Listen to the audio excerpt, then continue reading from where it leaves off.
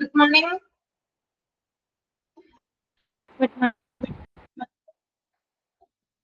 Good morning, ma'am.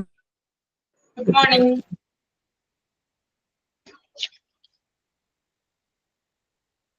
കഴിഞ്ഞ ക്ലാസ്സിൽ നമ്മൾ കൂടുതൽ നേരം എടുത്തിട്ടുണ്ടായിരുന്നു. എല്ലാവരും വായിച്ചോ?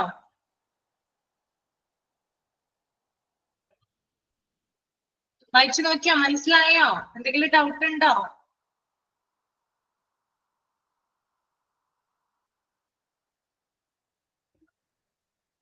ക്ലിയർ ആണ്? റെസ്പോൺസ് ഇല്ലല്ലോ. എല്ലാവർക്കും ക്ലിയർ അല്ലേ അക്രഡിറ്റേഷൻ? ഓക്കെ.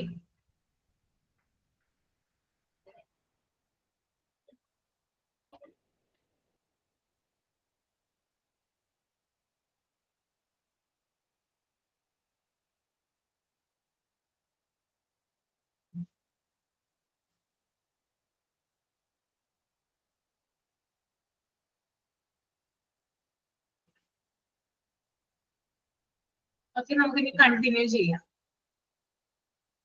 മൈക്ക് ഓഫ് ചെയ്യാണ് കേട്ടോ.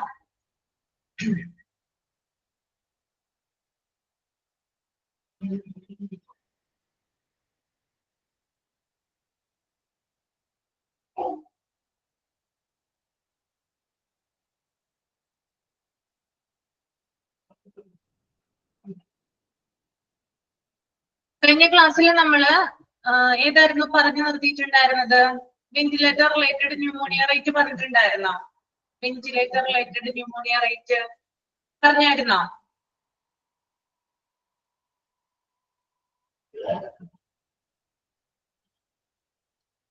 പറഞ്ഞില്ല അല്ലെ? Okay. Catheter related urinary tract infection rate വരെയാണ് പറഞ്ഞു നിർത്തിയത്. ഓക്കെ, നമുക്ക് നെക്സ്റ്റ് നോക്കാം. വെന്റിലേറ്റർ റിലേറ്റഡ് ന്യൂമോണിയ റേറ്റ്, അതായത് ദീർഘകാലം പേഷ്യന്റ് ബെഡിൽ കിടക്കുമ്പോൾ, അതായത് വെന്റിലേറ്റർ ചിലപ്പോ ഉപയോഗിക്കും അല്ലെ, അതായത് വെന്റിലേറ്ററിലായിരിക്കും ചിലപ്പോൾ ദീർഘകാലം പേഷ്യന്റ് കിടക്കുക. അങ്ങനെ കിടക്കുന്ന ഒരു അവസ്ഥയിൽ, വെന്റിലേറ്റർ ഉപയോഗിക്കുന്ന ഒരു അവസ്ഥയിൽ ഈ വെന്റിലേറ്റർ വെച്ചിട്ട് ദീർഘകാലത്ത് അത് ഉപയോഗിക്കുമ്പോൾ രോഗിക്ക് കഫ് അടിഞ്ഞുകൂടാനായിട്ട് സാധ്യതയുണ്ട്, കഫക്കെട്ടൊക്കെ ഉണ്ടാകാനായിട്ട് സാധ്യതയുണ്ട്. ഈ സാധനം നമ്മൾ മാറ്റില്ലല്ലോ, അപ്പൊ കഫക്കെട്ട് ഉണ്ടാവാനുള്ള സാധ്യതയുണ്ട്. അതുകൊണ്ട് തന്നെ ഈ കഫക്കെട്ട് ഇൻക്രീസ് ആയിട്ട് ന്യൂമോണിയ ആയിട്ട് മാറും. ഓക്കെ, അതാണ് അവിടെ പറയുന്നത് കേട്ടോ. അപ്പൊ അതിന്റെ റേറ്റ് നോക്കുന്നുണ്ട്, എത്ര പേര് വെന്റിലേറ്ററിലായിട്ട് ന്യൂമോണിയ വരുന്നുണ്ട് അവർക്ക്, അതിന്റെ ഒരു റേഷ്യോ ഇവര് നോക്കാറുണ്ട്. Next, central line related blood stream infection, അതുപോലെ തന്നെ ബ്ലഡ് സ്ട്രീമിലൂടെ എത്ര പേർക്ക് ഇൻഫെക്ഷൻ വരുന്നുണ്ട്. ഇപ്പൊ ബ്ലഡ് ഒക്കെ കയറ്റുമ്പോൾ ഞാൻ പറഞ്ഞു ചിലർക്ക് ഫീവർ ഒക്കെ ഉണ്ടാവാം, അല്ലെങ്കിൽ ചിലർക്ക് വിറയലും കാര്യങ്ങളൊക്കെ ഉണ്ടാവാം. അതുപോലെ തന്നെ ഇത് കയറ്റുമ്പോൾ എന്തെങ്കിലും ഇൻഫെക്ഷൻ സാധ്യതകളും ഉണ്ടാകാം. അങ്ങനെയുള്ള കാര്യങ്ങളൊക്കെ ഉണ്ട്. ഇപ്പോ ഡയറക്റ്റ് ആയിട്ട് നമ്മള് എന്താ പറയാ, ഒരു കാനുവല കയറ്റുന്നതിന് പകരം ട്യൂബ് വഴിയൊക്കെ എന്ത് ചെയ്യാണ്, നമ്മള് ഡയറക്റ്റ് ആയിട്ട് ബ്ലഡ് കയറ്റാറുണ്ട്. അപ്പൊ അങ്ങനെയുള്ള കാര്യങ്ങളൊക്കെ ചെയ്യുമ്പോൾ ഇൻഫെക്ഷൻ ഉണ്ടാകാനുള്ള സാധ്യത കൂടുതലാണ്. അപ്പോ അതിന്റെ റേറ്റ് നോക്കുന്നുണ്ട്. Then hand hygiene compliance rate, അതായത് നമ്മുടെ കൈയുടെ വൃത്തി, നമ്മുടെ എത്രമാത്രം നമ്മൾ കൈകളൊക്കെ നന്നായിട്ട് കഴുകുന്നുണ്ട്, ഹോസ്പിറ്റലിലെ സ്റ്റാഫുകളായാലും അതുപോലെ തന്നെ അവിടെ വരുന്ന പേഷ്യൻസ് ആയാലും എത്രമാത്രം അവർ ഹൈജീൻ പ്രൊട്ടക്ട് ചെയ്യുന്നുണ്ട്, അതിന്റെ റേറ്റ് നോക്കാറുണ്ട്. Okay, then percentage of rescheduling of surgeries, അതുപോലെ തന്നെ സർജറീസ് ഒരു ഡേറ്റിൽ ഫിക്സ് ചെയ്തിട്ടുണ്ടാകും, അത് ചിലപ്പോൾ മാറ്റി വെക്കേണ്ടതായിട്ടുള്ള ഒരു അവസ്ഥ വരാറുണ്ട്. ചില കണ്ടീഷൻസിൽ ഇന്നാണ് സർജറി പറഞ്ഞിട്ടുള്ളതെങ്കിൽ ചിലപ്പോൾ നാളേക്ക് ചിലപ്പോൾ അത് ഒന്ന് റീഷെഡ്യൂൾ ചെയ്യും. അപ്പൊ അതിന്റെ റേറ്റ് നോക്കുന്നുണ്ട്.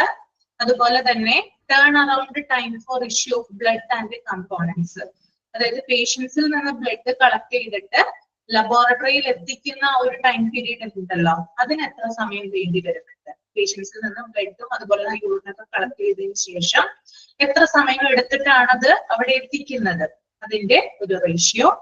അതുപോലെ തന്നെ nurse patient ratio for ICU and wards, ICUയിലും വാർഡിലുമുള്ള നഴ്സിന്റെയും പേഷ്യന്റിന്റെയും റേഷ്യോ നോക്കാറുണ്ട്. അതായത് ഇത്ര പേഷ്യൻസിന് ഇത്ര നഴ്സ് എന്ന് പ്രത്യേകമായിട്ട് പറഞ്ഞിട്ടുണ്ട്. അതുപോലെ തന്നെയാണോ ഹോസ്പിറ്റൽ മെയിൻറ്റെയിൻ ചെയ്യുന്നതെന്ന് ചെക്ക് ചെയ്യാറുണ്ട്. Then waiting time for outpatient consultation. Outpatient consultation എത്ര ടൈം വേണ്ടി വരുന്നുണ്ട്, അതായത് പുറത്തുനിന്ന് അതായത് ആളുകള് വരുമ്പോൾ ഡോക്ടറെ കാണിക്കാനായിട്ട് വരുമ്പോൾ എത്ര സമയം എടുത്താണ് ഡോക്ടർ അവരെ നോക്കുന്നത്, അതിന്റെ ഒരു റേഷ്യോ നോക്കുന്നുണ്ട്. Then waiting time for diagnosis, രോഗനിർണയം നടത്തുന്നത് എത്ര സമയം എടുത്തിട്ടാണ്, ഓക്കെ, അതിന്റെ കാര്യം നോക്കുന്നുണ്ട്. Then stop out rate of emergency medication, അതുപോലെ തന്നെ എമർജൻസി മെഡിസിൻസ് എത്രയാണ് തീർന്നിരിക്കുന്നത്, അല്ലെങ്കിൽ അതിന്റെയൊക്കെ സ്റ്റോക്ക് തീർന്നിട്ടുണ്ടോ, ഇനി എത്ര എമർജൻസി മെഡിസിൻ ആകുമ്പോൾ എപ്പോഴും എന്ത് ചെയ്യണം, എപ്പോഴും കയ്യിൽ സ്റ്റോക്ക് ഉണ്ടായിരിക്കണം അല്ലെ. ഇനി എന്തെങ്കിലും കാരണവശാല് അതിന്റെ സ്റ്റോക്ക് തീർന്നിട്ടുണ്ടെങ്കിൽ അങ്ങനെയുള്ള ഇൻസിഡന്റ് ഒക്കെ റിപ്പോർട്ട് ചെയ്യുമ്പോൾ അങ്ങനെയുള്ള കാര്യങ്ങളുടെ റേഷ്യോ നോക്കാറുണ്ട്. അതുപോലെ തന്നെ പേഷ്യന്റ് ഫാൾ റേറ്റ്, ഇപ്പൊ നമുക്കറിയാം പേഷ്യന്റ് ഹോസ്പിറ്റലിൽ വരുമ്പോൾ അവർ അഡ്മിറ്റഡ് ആയിട്ടുള്ള പേഷ്യൻസ് ആണെങ്കിൽ ഒരു ചിലപ്പോൾ വീണു പോകാറുണ്ട്. നിങ്ങൾ കണ്ടിട്ടുണ്ടാകും ചിലപ്പോ പേഷ്യൻസിനെ ചിലപ്പോ നമ്മളിപ്പോ ബാത്റൂമിലേക്ക് കൊണ്ടുപോകുന്ന വഴിയോ അല്ലെങ്കിൽ വേറെ ഏതെങ്കിലും ഒരു ഡിപ്പാർട്ട്മെന്റിലേക്കോ ഏരിയയിലേക്കോ കൊണ്ടുപോകുന്ന വഴിയോ പേഷ്യന്റ് ചിലപ്പോ ബാലൻസ് കിട്ടാറൊക്കെ വീഴാറുണ്ട്. ഇതൊക്കെ എന്താണ്, ഇതിന്റെയൊക്കെ റേഷ്യോ നമ്മൾ എന്ത് ചെയ്യാറുണ്ട്, നോക്കാറുണ്ട്. അപ്പോ പേഷ്യന്റ് വീഴുന്ന ആ ഒരു റേഷ്യോ നോക്കുന്നുണ്ട്. Then incidents of needle stick injuries, അതായത് ഇപ്പൊ നഴ്സുമാര് എന്താണ് പേഷ്യൻസിനെ ഇഞ്ചക്ഷൻ എടുക്കുമല്ലോ, കുത്തിവെക്കുമല്ലോ, കുത്തിവെക്കുമ്പോഴോ അല്ലെങ്കിൽ നീഡില് അതായത് ഇഞ്ചക്ഷൻ എടുക്കാൻ വേണ്ടിയിട്ട് നമ്മൾ മാനുവലൊക്കെ കയറ്റുമ്പോൾ എന്താണ് ഈ പേഷ്യന്റിന് സിറഞ്ച് ഉപയോഗിച്ച് കുത്തിവെക്കുമ്പോഴോ അല്ലെങ്കിൽ കാനുവല ഫിക്സ് ചെയ്യുമ്പോഴോ പേഷ്യന്റിന്റെ ബ്ലഡ് ചിലപ്പോ നേഴ്സിന്റെ കണ്ണിൽ തെറിക്കോ അല്ലെങ്കിൽ ആ കാനുവല സൂചി സഹിതം അവരുടെ കയ്യിൽ കുത്തിക്കേറുകയോ അങ്ങനെയുള്ള സംഭവങ്ങളൊക്കെ ഉണ്ടാവാറുണ്ട് ഹോസ്പിറ്റലിൽ. അപ്പൊ അതിന്റെ റേറ്റ് നോക്കാറുണ്ട്. ഞാൻ നിങ്ങളോട് പറഞ്ഞിട്ടുണ്ടോന്ന് അറിയില്ല, ഇതിൽ ഏറ്റവും കൂടുതൽ എന്താ പറയാ ഹെൽത്ത് വർക്കേഴ്സിനാണ് HIV റിപ്പോർട്ട് ചെയ്യുന്നത്. അതിൽ തന്നെ ഭൂരിഭാഗവും ആളുകൾ എന്ന് പറഞ്ഞാൽ നഴ്സുമാരാണ്. ഇവർക്ക് എങ്ങനെയാണ് ഇത് വരുന്നത്, ഈ ഒരു നീഡിൽ സ്റ്റിക്ക് ഇഞ്ചുറീസിലൂടെയാണ് ഈ HIV പകരുന്നത്. കാരണം പേഷ്യന്റിനെ കുത്തിവെക്കുമ്പോഴോ അല്ലെങ്കിൽ അവർക്ക് കാനുവൽ ഇടുമ്പോഴോ സൂചി ഇവരുടെ ദേഹത്ത് കുത്തിക്കേറുകയോ അല്ലെങ്കിൽ ബ്ലഡ് ഫ്ലൂയിഡ് എന്തെങ്കിലും കണ്ണിൽ തെറിക്കുകയോ ചെയ്തു കഴിഞ്ഞാൽ ഈ ഒരു രോഗം എന്ത് ചെയ്യാം, പകരാം. ഓക്കെ, HIV ഉള്ള പേഷ്യന്റ് ആണെങ്കിൽ ഇങ്ങനെ ഒരു സംഭവം ഉണ്ടായി കഴിഞ്ഞാൽ എന്തായാലും ആ നഴ്സിന് ആ ഒരു രോഗം അവിടെ പകർന്നു കിട്ടും. പക്ഷെ ഇതൊന്നും അധികം എന്ത് ചെയ്യാറില്ല, റിപ്പോർട്ട് ചെയ്യപ്പെടാറില്ല നമ്മുടെ രാജ്യത്ത്. എങ്ങനെയാണ് ഈ ഒരു സംഭവം ഉണ്ടാകുന്നതെന്ന് റിപ്പോർട്ട് ചെയ്യപ്പെടാറില്ല.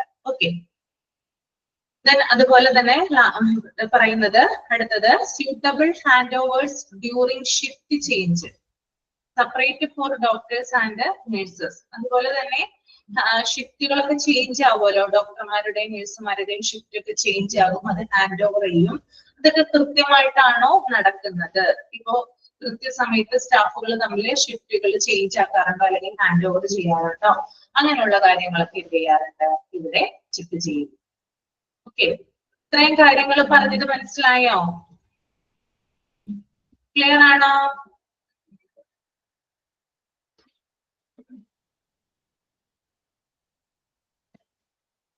നെക്സ്റ്റ് നിങ്ങളൊന്ന് ജസ്റ്റ് ഒന്ന് ഒരു മിനിറ്റ് എടുത്തിട്ട് മൈൻഡിൽ ഒന്ന് റീഡ് ചെയ്യുക കേട്ടോ, ഒന്ന് റീഡ് ചെയ്യുക.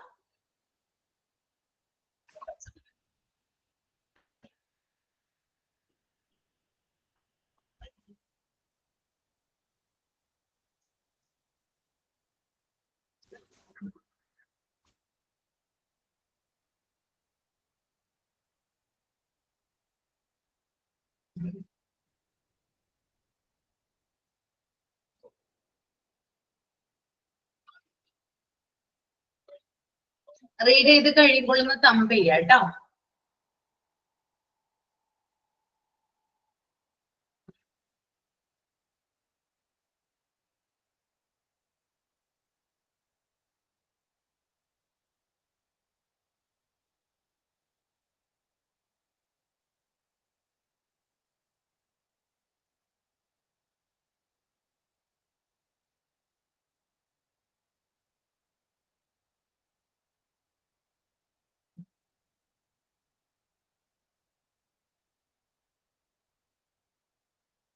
നോക്കിയ നിങ്ങള് FF എന്ന് കൊടുത്തിരിക്കുന്നതാണ് പറയാനായിട്ട് പോകുന്നത് കേട്ടോ. Complaints rate to medication prescription in capitals, അതായത് ഡോക്ടേഴ്സ് പ്രിസ്ക്രിപ്ഷൻസ് കൊടുക്കുമ്പോൾ അതിന് എന്തെങ്കിലും എന്താ പറയാ തെറ്റുകൾ ഉണ്ടെങ്കിൽ അല്ലെങ്കിൽ ആ മെഡിക്കേഷനിൽ എന്തെങ്കിലും എറർ സംഭവിക്കുകയാണെങ്കിൽ അതിന്റെ ഒരു റേഷ്യോ നോക്കാറുണ്ട്. നമുക്കറിയാം ഡോക്ടേഴ്സ് ഒക്കെ എന്താ പറയാ ചിലപ്പോ അവർക്ക് തന്നെ പിശക് പറ്റാറുണ്ട്. ചില മരുന്നുകളുടെ ഡോസേജ് കാര്യങ്ങളോ അല്ലെങ്കിൽ ചില മരുന്നുകൾ തമ്മിൽ മാറിപ്പോവുകയോ ചെയ്യുന്ന ഒരു സാഹചര്യം ഉണ്ടാകാറുണ്ട്.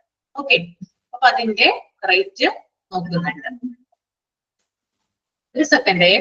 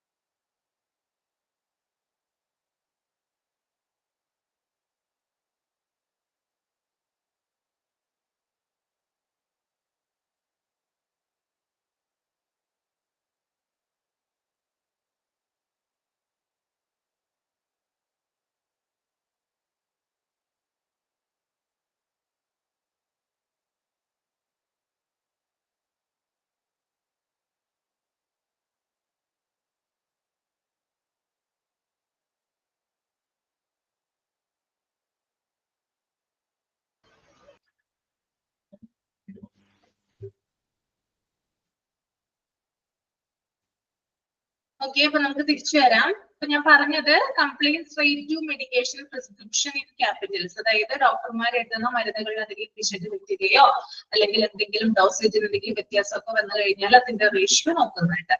ദെൻ അടുത്തത് സൈനേജ് എന്ന് പറയുന്നുണ്ട്. Signage bilingual that includes patient rights and responsibility. That is അതായത് പേഷ്യന്റിന്റെ അവകാശങ്ങളും അവരുടെ ഉത്തരവാദിത്തങ്ങളും അറിയാൻ വേണ്ടിയിട്ട് ഹോസ്പിറ്റൽസ് 2 ഭാഷകളിലാണ് പേഷ്യൻസിന്റെ കാര്യങ്ങൾ അല്ലെങ്കിൽ അവർക്ക് അവബോധം കൊടുക്കാൻ അവരുടെ റൈറ്റ്സും കാര്യങ്ങളൊക്കെ ഹോസ്പിറ്റലിൽ പതിപ്പിച്ചു വെക്കുന്നത്. അതായത് ഹോസ്പിറ്റലിൽ ഇരിക്കുന്ന ഏരിയയിലെ റീജിയണൽ ലാംഗ്വേജ് ഉണ്ടാകും, പ്ലസ് ഒരു ഇംഗ്ലീഷ് ലാംഗ്വേജ് ഉണ്ടാകും.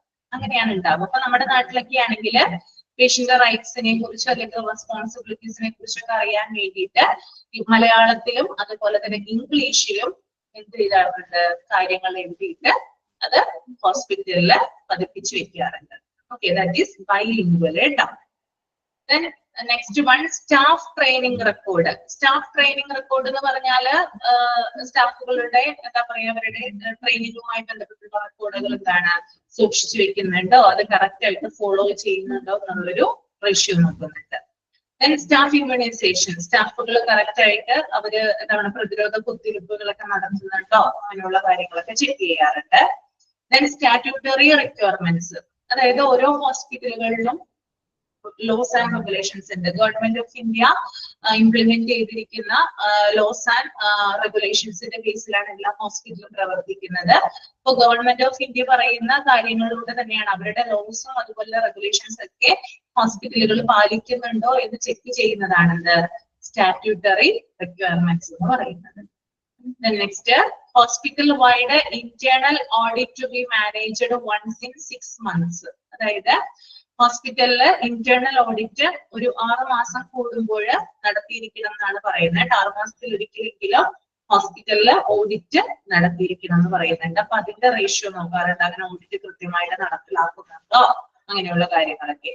Then 2 quality improvement projects in A year, അതുപോലെ തന്നെ ഹോസ്പിറ്റലുകളുടെ ക്വാളിറ്റി വർദ്ധിപ്പിക്കുന്നതിന് വേണ്ടിയിട്ട് 2 പ്രൊജക്ട് എങ്കിലും ഒരു വർഷത്തില് ഹോസ്പിറ്റലിൽ നടപ്പിലാക്കിയിരിക്കണം.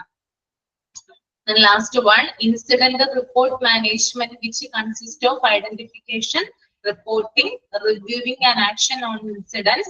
This could consist of near miss, sentinel event, adverse events. അതുപോലെ തന്നെ എന്തെങ്കിലും ഇൻസിഡന്റുകളുമായിട്ട് ബന്ധപ്പെട്ട് ഹോസ്പിറ്റലുകൾ എന്തെങ്കിലും ഇൻസിഡന്റ് ഉണ്ടാവുകയാണ്, അതിന്റെ ഐഡന്റിഫിക്കേഷൻ നടത്തുക, അതിന്റെ റിപ്പോർട്ട് ചെയ്യുക, അതുപോലെ അതിന്റെ റിവ്യൂ കൊടുക്കുക, ഇങ്ങനെയുള്ള കാര്യങ്ങളൊക്കെ ചെയ്യുന്നുണ്ടോ എന്ന് ചെക്ക് ചെയ്യുന്നു.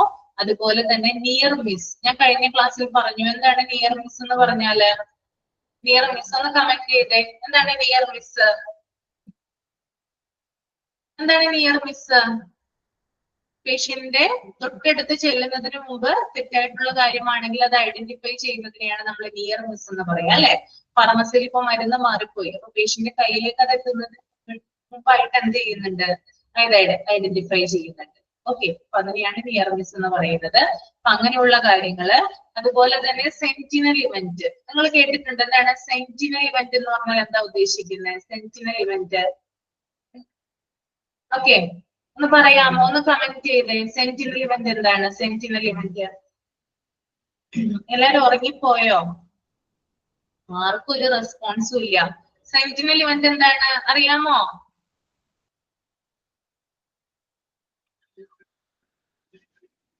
അറിയില്ല.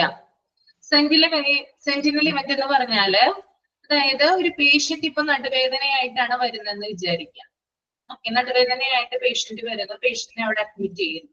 ഇനി ആ ഹോസ്പിറ്റലിൽ വെച്ച് തന്നെ പേഷ്യന്റിന് എന്തെങ്കിലും അപകടം ഉണ്ടാകുകയും പേഷ്യന്റ് ഡെത്ത് ആവുകയും ചെയ്യുന്നു.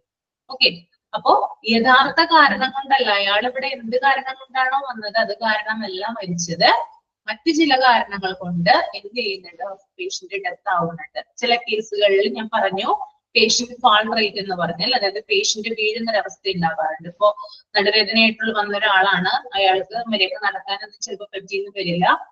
ബാത്റൂമിലൊക്കെ പോകേണ്ട ഒരു ആവശ്യം വരുമ്പോൾ അയാൾ ബാത്റൂമിൽ നടന്നു പോവുകയും പെട്ടെന്ന് തെന്നി വീണ് തലയടിച്ചിട്ട് ചിലപ്പോൾ അയാൾക്ക് മരണം സംഭവിച്ചിട്ട് വരാം. അപ്പോ യഥാർത്ഥ കാരണത്താൽ അല്ലാതെ ഹോസ്പിറ്റലിലെ ഭാഗത്തു നിന്നുണ്ടാകുന്ന എന്തെങ്കിലും എറർ മൂലം ആൾക്ക് അപകടം സംഭവിച്ച ആള് മരിക്കുകയാണെങ്കിൽ അതിനെ നമുക്ക് എന്ത് പറയാം? സെന്റിനൽ ഇവന്റ് എന്ന് പറയാം. ക്ലിയർ ആണോ? Sentinel event. ഓക്കെ, ഇതിന്റെയൊക്കെ അതായത് നമുക്ക് ലാസ്റ്റ് എന്തെങ്കിലും ഒരു ഇതിന്റെ ക്വസ്റ്റ്യൻസ് ഞാൻ കുറച്ച് തരാം. അപ്പൊ നമുക്ക് കൂടുതൽ ക്ലിയർ ആവും എന്താണ് ഇതാണ് സെന്റിനൽ ഇവന്റ് എന്ന് പറഞ്ഞാല് എന്താണ്, എങ്ങനെ ഐഡന്റിഫൈ ചെയ്യാന്നൊക്കെ ഞാൻ പറഞ്ഞു തരാം കേട്ടോ. ഈ ചാപ്റ്റർ നമ്മൾ ഫിനിഷ് ചെയ്തതിനു ശേഷം അപ്പൊ കൂടുതൽ ക്ലിയർ ആവും. അടുത്തത് ക്വാളിറ്റി ഇൻഡിക്കേറ്റേഴ്സ് ആണ് കേട്ടോ. ഗുണനിലവാര സൂചിക. Quality indicators are the otherwise called key performance indicators. Quality refers to the degree of adherence to pre-established criteria or standards. Indicators are statistical measures of the performance of function, system or process over a period of time. Quality indicators എന്ന് പറഞ്ഞാൽ എന്താണ്? അതായത് ഗുണനിലവാര സൂചികയാണ് quality indicators. അതായത് അതിനെ നമുക്ക് മറ്റൊരു രീതിയിൽ പറയാം, കീ പെർഫോമൻസ് ഇൻഡിക്കേറ്റേഴ്സ് എന്ന് പറയാം, KPI എന്ന് പറയാം. നമ്മൾ കഴിഞ്ഞ ക്ലാസ്സിൽ ഡിസ്കസ് ചെയ്താണ് അല്ലെ. KPI അതുപോലെ MAS-ഉമായിട്ട് ചേർന്ന് ആരാണ് ഹോസ്പിറ്റൽ ഫങ്ഷൻസിനെ സ്ട്രെങ്തൻ ചെയ്യുന്നത്? ആരാണ് സ്ട്രെങ്തൻ ചെയ്യുന്നത്? KPI-യും അതുപോലെ MAS-ഉമായി ചേർന്നിട്ട് കമന്റ് ചെയ്തേ. ആരാണ് സ്ട്രെങ്തൻ ചെയ്യിക്കുന്നത്? കഴിഞ്ഞ ക്ലാസ്സിൽ പറഞ്ഞിരുന്നായിരുന്നു നിങ്ങൾക്ക്. കമന്റ് ചെയ്തേ. KPI, MIS എന്നിവയുമായി ചേർന്ന് ഹോസ്പിറ്റൽ പ്രവർത്തനങ്ങളെ ശക്തിപ്പെടുത്തുന്നത് ക്വാളിറ്റി മാനേജറാണ് കേട്ടോ. അപ്പൊ KPI എന്ന് പറഞ്ഞാല് കീ പെർഫോമൻസ് ഇൻഡിക്കേറ്റേഴ്സ് ആണ്. ക്വാളിറ്റി ഇൻഡിക്കേറ്റേഴ്സിന്റെ മറ്റൊരു പേരാണെന്ത്? കീ പെർഫോമൻസ് ഇൻഡിക്കേറ്റേഴ്സ് എന്ന് പറയുന്നത്. ഓക്കെ, ഇവിടെ എന്താണ് പറയുന്നത്? ക്വാളിറ്റി എന്ന് പറയുന്നത് മുന്നേ തന്നെ എസ്റ്റാബ്ലിഷ്ഡ് ചെയ്ത മാനദണ്ഡങ്ങളാണ്. അതായത് ഇന്ന മാനദണ്ഡങ്ങൾ എന്ന് പറഞ്ഞ ക്രൈറ്റീരിയ, അതായത് ഒരു സ്റ്റാൻഡേർഡ് ഉണ്ട്. നമ്മൾ കുറെ കാര്യങ്ങൾ ഡിസ്കസ് ചെയ്തില്ല, അതൊക്കെ എന്താണ്? ഓരോ സ്റ്റാൻഡേർഡുകളാണ്. അപ്പൊ ക്വാളിറ്റിയെ നമ്മൾ റെഫർ ചെയ്യുന്നത് പേഷ്യന്റ് ഫാൾ റേറ്റ് എന്ന് പറഞ്ഞു, പേഷ്യന്റ് വീഴുന്ന ഒരു നിരക്ക് എന്ന് പറഞ്ഞു അല്ലെ. പേഷ്യന്റ് വീഴുന്ന നിരക്ക് അവിടെ റേഷ്യോ അവിടെ കുറവാണെങ്കിൽ നമുക്ക് ആ ഹോസ്പിറ്റലിൽ നല്ല ക്വാളിറ്റി ഉണ്ടെന്ന് പറയാം. അല്ലെങ്കിൽ ഇത്രയും കാര്യങ്ങൾ നമ്മൾ ചർച്ച ചെയ്തു, ഇതുമായി ബന്ധപ്പെട്ടിട്ട് എന്തെങ്കിലും കാര്യങ്ങൾ വീഴ്ച വരുത്തിയാൽ ആ ഹോസ്പിറ്റലിന് ക്വാളിറ്റി കുറവാണെന്ന് നമുക്ക് പറയാനായിട്ട് സാധിക്കും. ഓരോ ഹോസ്പിറ്റലും ഓരോ ക്വാളിറ്റി അനുസരിച്ചിട്ടാണ് മുന്നോട്ട് പോകുന്നത്. അപ്പൊ മുന്നേ തന്നെ എസ്റ്റാബ്ലിഷ് ചെയ്ത് വെച്ച മാനദണ്ഡങ്ങളുണ്ട്, അത് ഒരു പീരീഡ് ഓഫ് ടൈമിൽ നടപ്പിലാക്കുന്നു എന്നാണ് ഇവിടെ പറയുന്നത് കേട്ടോ. ക്വാളിറ്റി ഇൻഡിക്കേറ്റേഴ്സ് എന്ന് പറഞ്ഞാല് മുന്നേ തന്നെ കാലക്കുട്ടി തന്നെ തയ്യാറാക്കി വെച്ചിട്ടുള്ള ക്രൈറ്റീരിയസ് ആണ്. അത് ഒരു പീരീഡ് ഓഫ് ടൈമിൽ നടപ്പിലാക്കുന്നു ഗുണനിലവാരം മെച്ചപ്പെടുത്തുന്നതിന് വേണ്ടിയിട്ട്. ഓക്കെ, അത്രയും മാത്രം മനസ്സിലാക്കിയാൽ മതി. നെക്സ്റ്റ് നോക്കിയാ നിങ്ങള് quality indicators for KPD different hospital departments. അതായത് ക്വാളിറ്റി ഇൻഡിക്കേറ്റേഴ്സ് പല ഡിഫറെന്റ്, അതായത് ഹോസ്പിറ്റലിന്റെ തന്നെ പല ഡിപ്പാർട്ട്മെന്റുകളിലും നടപ്പിലാക്കുന്നുണ്ട്. ഇവിടെ KPD എന്ന് പറഞ്ഞാല് കീ പെർഫോമൻസ് ഡ്രൈവർ ആണ് കേട്ടോ. കീ പെർഫോമൻസ് ഡ്രൈവറെയാണ് KPD എന്നതുകൊണ്ട് ഉദ്ദേശിക്കുന്നത്. ഓക്കെ, അപ്പൊ ഞാൻ KPIയും KPDയും തമ്മിലുള്ള വ്യത്യാസം നിങ്ങൾക്ക് മനസ്സിലാക്കി തരാം. ഓക്കെ, അത് നോട്ട് ചെയ്യാൻ വേണമെങ്കിൽ, അതായത് KPI എന്ന് പറഞ്ഞാല് കീ പെർഫോമൻസ് ഇൻഡിക്കേറ്റർ ആണ്. ചില നല്ല കാര്യങ്ങൾ, അതായത് ചില മാനദണ്ഡങ്ങളെയാണ് നമ്മൾ എന്ത് പറയാം, KPI അഥവാ കീ പെർഫോമൻസ് ഇൻഡിക്കേറ്റർ എന്ന് പറയാം. ഇനി KPD അഥവാ കീ പെർഫോമൻസ് ഡ്രൈവർ എന്താണെന്ന് നമുക്ക് നോക്കാം. ഓക്കെ, അതായത് ഞാൻ പറഞ്ഞു KPI എന്ന് പറഞ്ഞ നല്ല കാര്യങ്ങളാണ് അല്ലെങ്കിൽ നല്ല ക്രൈറ്റീരിയകളാണെന്ന് പറഞ്ഞു അല്ലെ. അത് നടപ്പിലാക്കാനായിട്ട് നമ്മൾ ചെയ്ത ഹാർഡ് വർക്കിനെയാണ് KPD എന്ന് പറയുന്നത്. ഓക്കെ, KPD എന്ന് പറഞ്ഞാൽ എന്താണ്, KPI നടപ്പിലാക്കാനുള്ള ഹാർഡ് വർക്കിനെ എന്താ പറയാ, KPD അഥവാ കീ പെർഫോമൻസ് ഡ്രൈവർ എന്നാണ് പറയാ.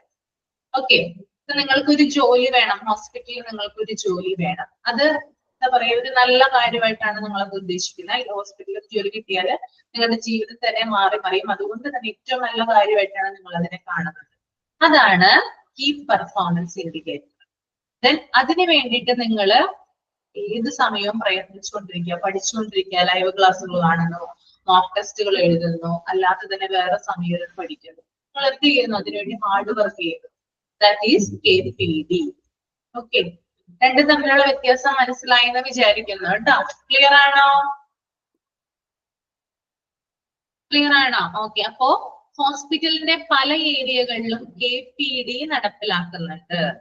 ഓക്കെ, അപ്പൊ ഫസ്റ്റ് ഇത് നടപ്പിലാക്കുന്നത്, അതായത് ഈ ഒരു സ്റ്റാൻഡേർഡ് കീപ്പ് ചെയ്യുന്നതിന് വേണ്ടിയിട്ട് പല ഡിപ്പാർട്ട്മെന്റുകളിലും പല കാര്യങ്ങളും നടപ്പിലാക്കുന്നുണ്ട്.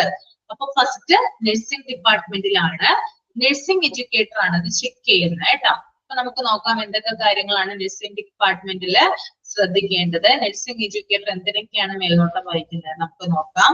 First one, time for initial evaluation of inpatient into patients. നമ്മൾ പറഞ്ഞ കാര്യങ്ങൾ തന്നെയാണ് ഇവിടെ കുറച്ച് വരുന്നത് കേട്ടോ.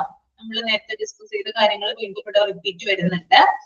ഫസ്റ്റ് എന്താണ്, അതായത് ഇൻപേഷ്യന്റ് അഥവാ ഇൻഡോർ പേഷ്യൻസിന്റെ ഇവാലുവേഷൻ, ഇനീഷ്യൽ ഇവാലുവേഷൻ, അവരുടെ BP ചെക്ക് ചെയ്യാനും അവരുടെ പൾസ് റേറ്റ് ഒക്കെ നോക്കാനായിട്ട് എത്ര ടൈം വേണ്ടി വരുന്നുണ്ടെന്ന് ഇവിടെ ചെക്ക് ചെയ്യുന്നുണ്ട്. ഓക്കെ, രണ്ടാമത്തത് percentage of inpatient cases in which nursing care plan is documented. അതുപോലെ തന്നെ ഇൻപേഷ്യന്റ് കേസുകളിൽ അഡ്മിറ്റ് ആവുന്ന രോഗികളുടെ റെക്കോർഡുകൾ, അവിടെ നഴ്സിംഗ് പരിചരണത്തിന്റെ ഭാഗമായിട്ട് വരുന്ന റെക്കോർഡുകൾ ഏത് രീതിയിലാണ് ഡോക്യുമെന്റ് ചെയ്യുന്നത്, അവരുടെ കാര്യങ്ങൾ അപ്പൊ ഡോക്യുമെന്റ് ചെയ്തു പോകുന്നുണ്ടോ, ആ ഒരു കാര്യം ചെക്ക് ചെയ്യുന്നു. മൂന്നാമത്തത് പെർസെന്റേജ് ഓഫ് മെഡിക്കേഷൻ എറർ, എത്രമാത്രം പിശകുകൾ സംഭവിക്കുന്നുണ്ട് മരുന്നുകൾക്ക്. ഓക്കെ, നാലാമത്തത് number of sentinel events reported, gathered and examined within the defined the time frame.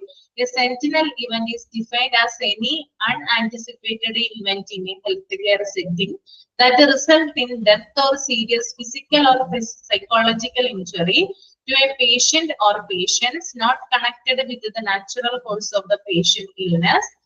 എന്താണ് ഇവിടെ പറയുന്നത്, അതായത് സെന്റിനൽ ഇവന്റുകൾ റിപ്പോർട്ട് ചെയ്യുന്നത് കറക്റ്റ് ആയിട്ടാണോ എന്നാണ് ഇവിടെ നോക്കുന്നത്. സെന്റിനൽ ഇവന്റ് എന്ന് പറഞ്ഞാൽ എന്താണെന്ന് ഞാൻ പറഞ്ഞു, പേഷ്യന്റ് ഡെത്ത് ആവുന്ന കാര്യങ്ങൾ ഉണ്ടാവാം. അതായത് പേഷ്യന്റ് യഥാർത്ഥ കാരണങ്ങൾ കൊണ്ടല്ലാതെ പേഷ്യന്റ് ഡെത്ത് ആവുകയോ അല്ലെങ്കിൽ പേഷ്യന്റ് എന്തെങ്കിലും ഇഞ്ചുറികൾ സംഭവിക്കുകയോ ചെയ്തു കഴിഞ്ഞാൽ അതിനെയാണ് സെന്റിനൽ ഇവന്റ് എന്ന് പറയുന്നത്. അപ്പൊ അതിന്റെ ഒരു റേഷ്യോ നോക്കാറുണ്ട്.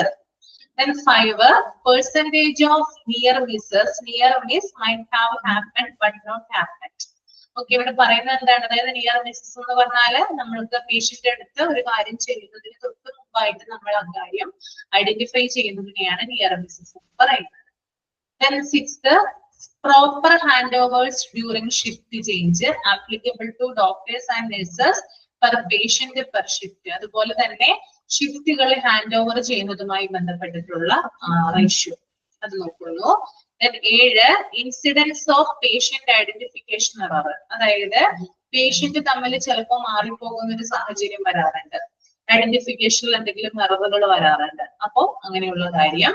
8, adherence to hand hygiene practice, കൈകൾ കഴുകുന്നതുമായി ബന്ധപ്പെട്ടിട്ടുള്ള കാര്യങ്ങള്.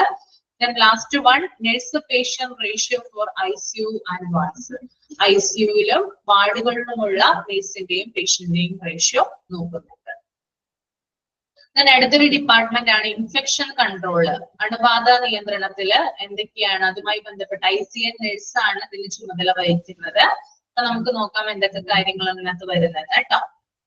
First one, IPD, incidence of blood body fluid exposures. അതായത് IPD-ൽ വരുന്ന പേഷ്യന്റിന്റെ ബ്ലഡ് മൂലമോ അല്ലെങ്കിൽ അവരുടെ ബോഡി ഫ്ലൂയിഡ് മൂലമോ എന്തെങ്കിലും രോഗങ്ങൾ പകരുകയാണെങ്കിൽ അതിന്റെ റേഷ്യോ നോക്കുന്നുണ്ട് അല്ലെ. അതായത് രോഗങ്ങൾ IPD-ൽ വരുന്ന ഇൻപേഷ്യന്റ് ഡിപ്പാർട്ട്മെന്റിൽ വരുന്ന ന്യൂമോണിയ ആയിട്ട് ഒരു രോഗിയെ കിടത്തി കഴിഞ്ഞാൽ തൊട്ടടുത്ത ബെഡിൽ കിടക്കുന്ന പേഷ്യന്റ് ചിലപ്പോൾ അത് പകരാനുള്ള സാധ്യത കൂടുതലാണ്. അപ്പോ അത്രമാത്രം അത് പ്രിക്കോഷൻസ് എടുക്കുന്നുണ്ട് ഹോസ്പിറ്റലിൽ, അല്ലെങ്കിൽ അങ്ങനെയുള്ള സംഭവങ്ങൾ കൂടി വരുന്നുണ്ടോ അങ്ങനെയുള്ള കാര്യങ്ങളൊക്കെ. രണ്ടാമത്തത് OPD, incidents of blood body fluid exposures. അതായത് IPD-ൽ മാത്രമല്ല OPD-ലും എന്തുണ്ടാവാറുണ്ട്, ഇങ്ങനെയുള്ള പേഷ്യന്റ് ബ്ലഡ് അതുപോലെ തന്നെ ബോഡി ഫ്ലൂയിഡ് ഒക്കെ എക്സ്പോഷർ ചെയ്യാറുണ്ട്. അപ്പോ അതിന്റെ റേഷ്യോ. മൂന്നാമത്തത് IPD, incidence needle stick injuries. IPD-ൽ വരുന്ന പേഷ്യൻസിനെ നമ്മൾ ഇഞ്ചക്ഷൻ ഒക്കെ എടുക്കുമ്പോൾ എത്രമാത്രം അവരിൽ നിന്ന് ഇഞ്ചുറീസ് അല്ലെങ്കിൽ സൂചികളൊക്കെ നഴ്സുമാരുടെ ഇതിൽ കുത്തിക്കയറുന്നുണ്ട്, അല്ലെങ്കിൽ ബ്ലഡ് ഒക്കെ എത്രമാത്രം കണ്ണിലൊക്കെ തെറിക്കുന്നുണ്ട്, അതിന്റെ റേറ്റ്. ദെൻ OPD-യിൽ ഇതുപോലെ തന്നെ incidents of needle stick injuries ഉണ്ടെങ്കിൽ അതിന്റെ റേറ്റ് നോക്കുന്നുണ്ട്. ദെൻ അഞ്ചാമത്തത് ഇൻസിഡൻസ് ഓഫ് ഫാൾസ്, അല്ല എത്ര പേര് വീഴുന്നുണ്ട് അതിന്റെ ഒരു റേറ്റ് നോക്കുന്നുണ്ട്. Then sixth, incidence of hospital associated ulcers after admission, bed sore per 1000 patient days. ഒരു ദിവസം 1000 പേഷ്യന്റ് വന്നു കഴിഞ്ഞാൽ അവരിൽ എത്ര പേർക്ക് ബെഡ് സോർ ഉണ്ടാവാറുണ്ട്. ബെഡ് സോർ എന്ന് പറഞ്ഞാൽ ഞാൻ പറഞ്ഞു കഴിഞ്ഞ ക്ലാസ്സിൽ, ദീർഘകാലം ബെഡിൽ കിടക്കുന്ന പേഷ്യന്റ് ഉണ്ടാവും, അവരുടെ സ്കിന്നൊക്കെ ഡാമേജ് ആകുക അല്ലെ ബെഡ് സോർ വന്നിട്ട്. അപ്പൊ അതിന്റെ റേഷ്യോ നോക്കുന്നുണ്ട്. Then catheter associated urinary tract infection rate. അതും കഴിഞ്ഞ ക്ലാസ്സിൽ പറഞ്ഞാണ്, യൂറിനിൽ നിന്നുണ്ടാവുന്ന ഇൻഫെക്ഷൻ അത് രോഗികൾക്ക് എത്രമാത്രം വരുന്നുണ്ട്. Then ventilator associated pneumonia rate. Ventilator ദീർഘകാലം ഉപയോഗിക്കുന്നത് മൂലം ന്യൂമോണിയ വരുന്ന റേറ്റ് നോക്കുന്നുണ്ട്. Then central line associated blood stream infection rate. അതുപോലെ തന്നെ ബ്ലഡ് നമ്മൾ ട്രാൻസ്ഫർ ചെയ്യുമ്പോൾ ഉണ്ടാകുന്ന ഇൻഫെക്ഷനും കാര്യങ്ങളൊക്കെ നോക്കാറുണ്ട്. Then surgical site infection. Surgical site infection എന്ന് പറഞ്ഞാൽ എന്താണ്, അതായത് സർജറി ചെയ്ത പാർട്ട് പഴുക്കാനായിട്ട് ഇടവരുന്നുണ്ട് ചില കേസുകളിൽ. സർജറി ചെയ്ത് കഴിയുമ്പോൾ തുന്നൽ വിട്ടു പോവുകയോ അല്ലെങ്കിൽ ആ പാർട്ട് പഴുക്കുകയോ ചെയ്യാറുണ്ട്. അപ്പൊ അതിന്റെ റേഷ്യോ നോക്കാറുണ്ട്. ഓക്കെ, ഞാൻ പറഞ്ഞതിൽ എന്തെങ്കിലും ഡൗട്ട് ഉണ്ടോ? ക്ലിയർ ആണോ നിങ്ങൾക്ക്?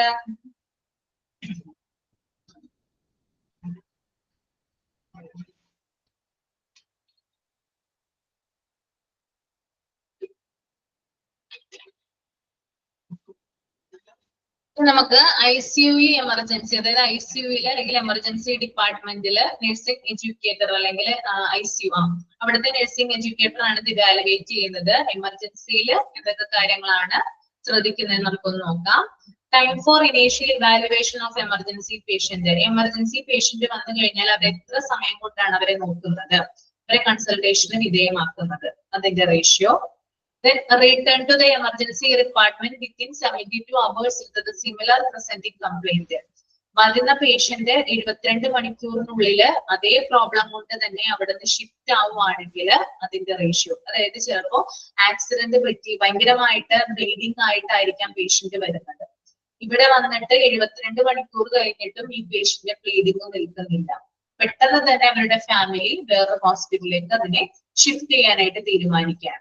ഓക്കെ, 72 മണിക്കൂർ കഴിഞ്ഞിട്ട് പേഷ്യന്റ് ബ്ലീഡിങ് നിൽക്കുന്നില്ല എന്നുള്ളൊരു അവസ്ഥയാണെന്നുണ്ടെങ്കിൽ അവർക്കൊന്നും ചെയ്യാൻ പറ്റിയില്ല എന്ന് തന്നെയാണ് ഇത് അർത്ഥമാക്കുന്നത് കേട്ടോ. അതിന്റെ കാര്യങ്ങൾ നോക്കുന്നു. Then re-intubation rate. Re-intubation was defined as intubation after extubation. ഇത് ഇമ്പോർട്ടന്റ് ആണ് കേട്ടോ. Re-intubation extubation of a patient who had been initially tracheal intubated under general anesthesia or combined general and regional anesthesia. അതായത് anaesthesia കൊടുക്കുന്ന പേഷ്യൻസിന് നമ്മൾ നിർബന്ധമായിട്ടും ventilator അല്ലെ, അതായത് വെന്റിലേറ്ററിന്റെ ആവശ്യമായിട്ട് വരാം അനസ്തേഷ്യ കൊടുക്കുന്ന പേഷ്യൻസിന്. അപ്പൊ വെന്റിലേറ്റർ നമ്മൾ ആദ്യം വെച്ചു, ഓപ്പറേഷൻ കഴിഞ്ഞു, വെന്റിലേറ്റർ നീക്കുകയാണ് ഉണ്ടാവുക. ഇങ്ങനെ നീക്കിക്കഴിഞ്ഞ് സഡൻ ആയിട്ട് തന്നെ, അതായത് പെട്ടെന്ന് തന്നെ വീണ്ടും വെന്റിലേറ്ററിൽ പേഷ്യന്റിനെ നമ്മൾ ചിലപ്പോൾ ആക്കാറുണ്ട്. അതിന്റെ റേറ്റ് ആണെന്ത്, അതാണ് റീ ഇൻറ്റ്യൂബേഷൻ എന്ന് പറയുന്നത് കേട്ടോ. എക്സ്റ്റ്യൂബേഷൻ എന്ന് പറഞ്ഞാല് വെന്റിലേറ്റർ വെക്കുന്നതാണ്. വെന്റിലേറ്റർ വെച്ച് കഴിഞ്ഞിട്ട് പേഷ്യന്റ് ഒന്ന് റിക്കവർ ആയതിനു ശേഷം വീണ്ടും അത് മാറ്റുന്നു. പെട്ടെന്ന് ഒരു 5-10 മിനിറ്റിന് ശേഷം വീണ്ടും അത് വെക്കേണ്ട, അതായത് പേഷ്യന്റ് നില കുറച്ചും കൂടി ക്രിട്ടിക്കൽ ആവുകയാണെങ്കിൽ വീണ്ടും അത് വെക്കേണ്ടതായിട്ടുള്ള ഒരു എന്താ പറയാ കണ്ടീഷൻ വരെയാണ് അവിടെ. അതിനെയാണ് റീ ഇൻറ്റ്യൂബേഷൻ എന്ന് പറയുന്നത് കേട്ടോ. ആദ്യം വെന്റിലേറ്ററിൽ ആകുന്ന പേഷ്യന്റിനെ റിക്കവർ ആകുമ്പോൾ ജസ്റ്റ് ഒന്ന് മാറ്റുന്നു. ദെൻ ഒരു 10-15 മിനിറ്റ് കഴിഞ്ഞ് വീണ്ടും പേഷ്യന്റ് നില വശാകുമ്പോൾ ഈ ഒരു സംഭവം വീണ്ടും എന്ത് ചെയ്യാണ്, വെക്കുകയാണ്. That is reintubation. Okay, then next operation തിയേറ്ററിൽ അനസ്തേഷ്യ നഴ്സിംഗ് എഡ്യൂക്കേറ്റർ ആണ്. ഓപ്പറേഷൻ തിയേറ്ററിൽ നഴ്സിംഗ് എഡ്യൂക്കേറ്റർ എന്തൊക്കെ കാര്യങ്ങളാണ് ശ്രദ്ധിക്കുന്നത് നോക്കാം. First one, percentage modification of anaesthesia plan. അതായത് അനസ്തേഷ്യ പ്ലാനുമായി ബന്ധപ്പെട്ട്, അതായത് അനസ്തേഷ്യ കൊടുക്കുന്നതുമായി ബന്ധപ്പെട്ടിട്ട് എന്തെങ്കിലും മോഡിഫിക്കേഷൻ വരുവാണെങ്കിൽ അതിന്റെ ratio. Then percentage of unplanned ventilation following anesthesia. അതായത് വെന്റിലേറ്ററിലാകുന്ന, അതായത് അനസ്തേഷ്യ കൊടുക്കുന്ന പേഷ്യന്റിന് അൺപ്ലാനഡ് ആയിട്ട് വെന്റിലേഷൻ കൊടുക്കുവാണെങ്കിൽ അതിന്റെ റേഷ്യോ നോക്കുന്നുണ്ട്.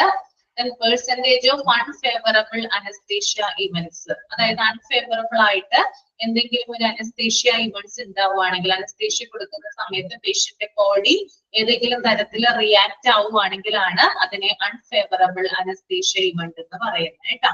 നമ്മൾ ചില സിനിമയിലൊക്കെ കണ്ടിട്ടുണ്ട്, അനസ്തേഷ്യ കൊടുക്കുന്ന സമയത്ത് പേഷ്യന്റ് പെട്ടെന്ന് എന്ത് ചെയ്യാം, വിറയൽ വരാം, അല്ലെങ്കിൽ പേഷ്യന്റ് പെട്ടെന്ന് ഔട്ട് ഓഫ് കൺട്രോൾ ആവുക, അങ്ങനെയുള്ള കാര്യങ്ങളൊക്കെ ഉണ്ടാവാറുണ്ട്. നിങ്ങൾ കണ്ടിട്ടില്ലേ, ഒരു സിനിമ ഉണ്ടല്ലോ മെർസൽ, വിജയുടെ ഒരു പടമുണ്ട്, അതിനകത്ത് നിത്യ എന്ന് പറയുന്ന കണ്ടിട്ടുണ്ട് തോന്നുന്ന ആക്ട്രസ്, അവർക്ക് അനസ്തേഷ്യ കൊടുക്കുന്നതിനെ തുടർന്ന് അവരുടെ ബോഡി എങ്ങനെയാണ് റിയാക്ട് ആവുന്നതെന്ന് ആ സിനിമയിൽ കാണാവുന്നതാണ്. നിങ്ങൾ കണ്ടിട്ടില്ല ആരും?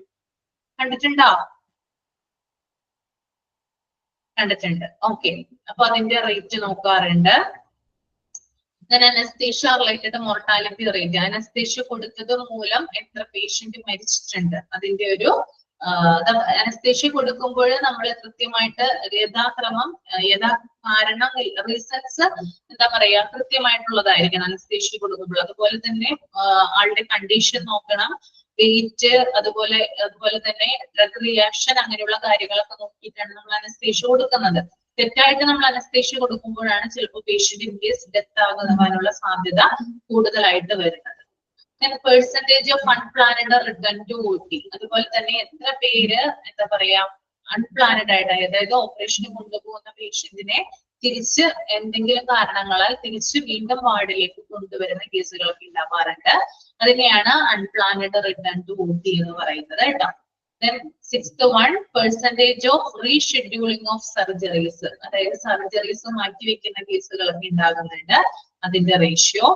Then seventh, percentage of cases where the organization procedure to avert the hostile event, like the wrong site, wrong patient and the wrong surgery has been adhered to. കഴിഞ്ഞ ക്ലാസ്സിൽ പറഞ്ഞിട്ടുണ്ടായിരുന്നു, സർജറിക്ക് കൊണ്ടുപോകുന്ന പേഷ്യൻസ് ആണെങ്കിൽ അവരുടെ കൊണ്ടുപോകുന്ന സ്ഥലം, അതായത് സർജറി ചെയ്യുന്ന സ്ഥലം മാറി പോവുക, ദെൻ പേഷ്യന്റ് മാറി പോവുക, പിന്നെ സർജറി പാർട്ട്, അതായത് സർജറി ചെയ്യുന്ന പാർട്ട് മാറി പോവുക, അങ്ങനെയുള്ള കാര്യങ്ങളൊക്കെ ഉണ്ടാവാറുണ്ട്. അതാണ് അത് ഉദ്ദേശിക്കുന്നത് കേട്ടോ.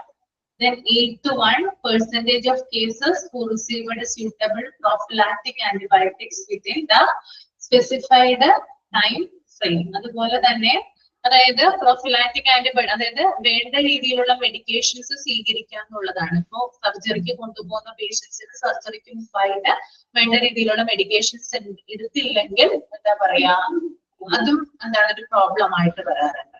Okay, the ninth one, percentage of cases in which the planned surgery is altered. അതുപോലെ തന്നെ കേസ് നടന്നുകൊണ്ടിരിക്കുന്നതിനിടയിൽ, അതായത് ഓപ്പറേഷൻ നടന്നുകൊണ്ടിരിക്കുന്നതിനിടയിൽ തന്നെ ഓപ്പറേഷൻ മാറ്റിവെക്കേണ്ട ഒരു സാഹചര്യം ഉണ്ടാവാറുണ്ട്. അതാണ് percentage of cases in which the planned surgeries altered in intra operative എന്ന് പറയുന്നത് കേട്ടോ. ചിലപ്പോൾ ഓപ്പറേഷൻ നടന്നുകൊണ്ടിരിക്കുകയായിരിക്കും, സർജറി നടന്നുകൊണ്ടിരിക്കുകയായിരിക്കും, ആ സമയത്ത് തന്നെ അത് അവിടെ സ്റ്റോപ്പ് ചെയ്യുകയും പിന്നീട് അത് റീഷെഡ്യൂൾ ചെയ്യുകയും ചെയ്യുന്നതാണ് ഇത് 9th പോയിന്റ് പറയുന്നത് കേട്ടോ. 10th point re exploration rate, അതായത് സർജറി ചെയ്ത ഭാഗത്ത് വീണ്ടും സർജറി ചെയ്യുക എന്നുള്ളതാണ് റീ എക്സ്പ്ലോറേഷൻ റേറ്റ് എന്ന് പറയുന്നത് കേട്ടോ. നമ്മള് ടിവിയിലും അതുപോലെ ന്യൂസിലൊക്കെ കണ്ടിട്ടുണ്ട്, ഓപ്പറേഷൻ ചെയ്തുകൊണ്ടിരിക്കുമ്പോൾ തന്നെ എന്തെങ്കിലും കത്രികയോ സൂചിയോ അങ്ങനെയുള്ള കാര്യങ്ങളൊക്കെ സർജറി പാർട്ടിൽ കുടുങ്ങിക്കിടക്കുകയും അത് തുന്നുകയും പിന്നീട് രോഗിക്ക് വയറുവേദന മൂലം വീണ്ടും ഒരു എക്സ്റേ എന്തെങ്കിലും എടുക്കുമ്പോഴായിരിക്കും ഈ ഒരു സംഭവം കാണുന്നത്. പേഷ്യന്റ് ആ സർജറി പാർട്ടിൽ ചിലപ്പോ കത്രികയോ സൂചിയോ എന്തെങ്കിലും ഉണ്ടാകും. ദെൻ അത് എടുക്കാൻ വേണ്ടിയിട്ട് വീണ്ടും എന്ത് ചെയ്യും, ആ പാർട്ടിൽ വീണ്ടും സർജറി ചെയ്യാൻ ഉണ്ടാവുക. അപ്പൊ സർജറി ചെയ്ത പാർട്ട് എന്തെങ്കിലും ഒരു കാരണത്താൽ വീണ്ടും സർജറി ചെയ്യുന്നതിനെയാണ് റീ എക്സ്പ്ലോറേഷൻ റേറ്റ് എന്ന് പറയുന്നത് കേട്ടോ. അത് നിങ്ങൾ എഴുതി വെക്കുന്നുണ്ട് അല്ലെങ്കിൽ വെറുതെ കേട്ട് പോവാണോ ചെയ്യുന്നേ? എഴുതി വെക്കുന്നുണ്ട് ആരെങ്കിലും? ഉണ്ട്? ആ, ഓക്കെ.